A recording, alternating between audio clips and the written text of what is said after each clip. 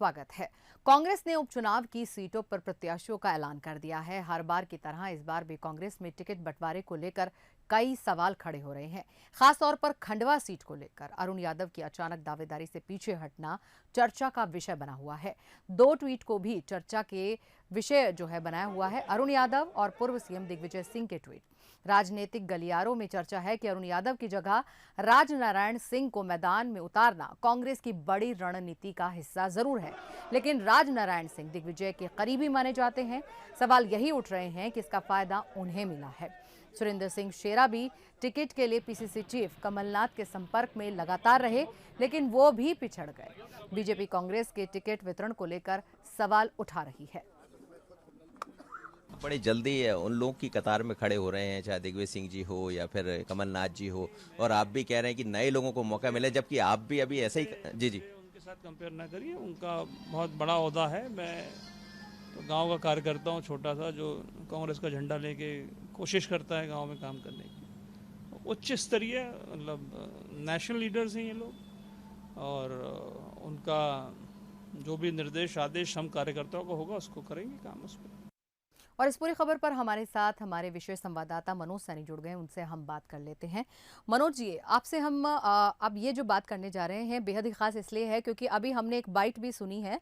आप बात कर रहे थे अरुण यादव से, वहां उनके एक्सप्रेशन जो हैं कुछ और ही बता रहे थे, और जिस तरह से वो बात कर रहे थे, ये लोग बड़े लोग हैं, ये लोग बड़े नेता हैं, तो कहीं ना कहीं एक मायूसी की एक लकीर जो है मैंने उनके माथे पर महसूस की है। इसके अलावा अगर खंडवा सीट की बात करें तो अब ये जो है एक कहेंगे ना कि अस्तित्व का सवाल हो गया है। दिग्विजय सिंह के कंधों पर सारी जिम्मेदारी आ जाएगी कि ये सीट तो अब जीतनी ही चाहिए। क्या कहेंगे इस बारे में?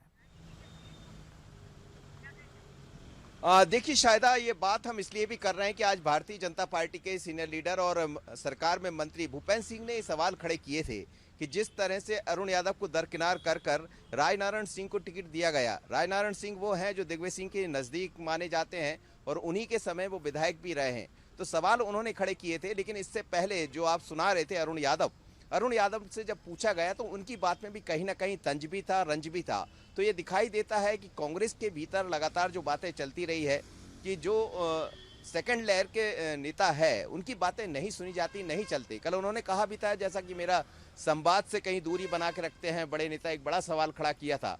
और ऐसे में जब खंडवा उपचुनाव की बात होती है तो खंडवा की जो लोकसभा सीट है वो सबसे ज्यादा चर्चा में बनी हुई। एक तरफ तो अरुण यादव ने अपने आप खुद को मैदान से अलग कर दिया, दूसरी तरफ अब उसी को मुद्दा, एक पिछड़ा वर्ग का ओबीसी का मुद्दा भी भारतीय जनता पार्टी बनाने जा रही है। दिग्विजय सिंह का नाम इसलिए चर्चा में आ गया कि राजनारायण सिंह को टिकट मिल गया, और राजनारायण सिंह कौन है ये सभी जानते हैं क्योंकि उनके बेटे उत्तम पाल को जब टिकट मिला था उसी सीट से, हालांकि हार का सामना करना पड़ा उपचुनाव में उनको। लेकिन सवाल यही है क्या दिग्विजय सिंह के कहने पर ही सब कुछ होता है? तो ये इसी बात को लेकर आज भारतीय जनता पार्टी ने भी सवाल खड़े किए हैं। और आज ये भी कहा जा रहा है कि अरुण यादव का जो ट्विटर अकाउंट है उससे दिग्विजय सिंह जी के जितने भी फोटो थे उन्होंने हटा दिए, जैसा आरोप भूपेंद्र सिंह जी ने भी लगाया। तो सवाल यही दिखाई देता है और ये समझ आता है क्या कांग्रेस के भीतर दिग्विजय सिंह जी की चलती है जैसा बीजेपी ने आरोप लगाया है, और ये मुद्दा अपने आप में बड़ा दिखाई देता है। अरुण यादव को मैदान से हटना, उसके बाद राजनारायण सिंह को टिकट देना, हमें लग रहा है बीजेपी इसको मुद्दा बनाने की तैयारी में है और कांग्रेस के भीतर ये चर्चा का विषय बना हुआ है। मनोज जी, एक चीज और यहाँ पर देखने को मिलती है, जिस तरह से शेरा की अगर हम बात करें, लगातार उन्होंने दावा ठोका इस बात का कि मेरी पत्नी को ही टिकट मिलने जा रहा है। अरुण यादव का भी नाम हुआ, खुद शुभकामनाएं दी दिग्विजय सिंह ने ट्वीट करके कि भाई मुबारक हो, या जो भी है, इस तरह के जो ट्वीट सामने आ रहे हैं। उसके बावजूद अब एक जो तीसरा नाम सामने आया है, एक बात तो साफ है कि कमलनाथ से कहीं ज्यादा बड़ा कद दिग्विजय का है। क्या कहेंगे आप, इससे इत्तेफाक रखते हैं इस बात से?